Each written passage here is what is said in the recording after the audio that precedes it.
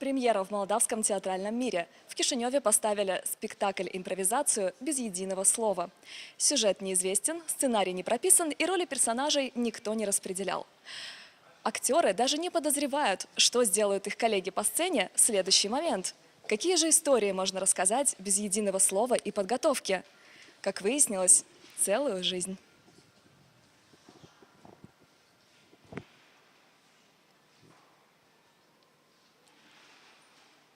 Главное в этом спектакле – подхватить игру коллеги и ярко проявить того персонажа, которого актер избрал сам для себя. Однако объясниться с помощью слов не получится. Я решил отказаться от слов, которые в жизни, может быть, нас запутывают. Может быть, они уводят нас от чего-то главного.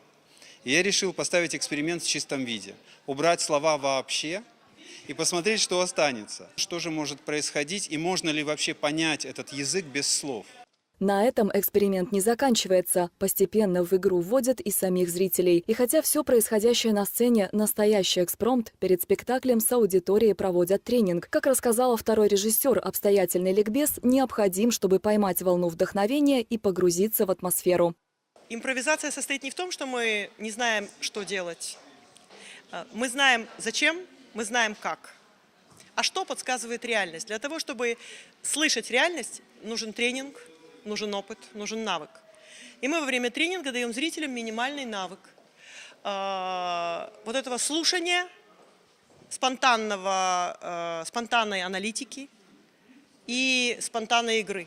Сами актеры говорят, что играют по наитию и отдаются во власть ощущений и эмоций. Штампов стараются избегать и не повторять приемы из спектакля в спектакль. Несмотря на то, что мы студия театральной импровизации, у нас есть театральная техника, по которой мы действуем. Задаем вопросы, узнаем ответы, задаем вопрос, как нам это реализовывать, и это реализуем. После этого очень важно понять, что именно я симпровизировала и как это вплетается в общую ткань игры. Зрители, временно сменившие статус на актеров, признаются, оказаться на сцене и дать волю воображению было непривычно, но волнительно. На сцене я старалась просто отключить ум и действовать чувствами, то есть то, что мне подсказывает интуиция. И мне очень понравился этот опыт, и хочу перенять его в жизнь, то есть не поменьше думать, побольше чувствовать, потому что очень часто ум нам дает неправильные решения, а Вселенная подсказывает, каким путем надо идти. После спектакля обязательно проводится обсуждение, обмен впечатлениями и разбор полетов. Необычные эксперименты на сцене студия театральной импровизации ЗАО ставит уже 10 лет.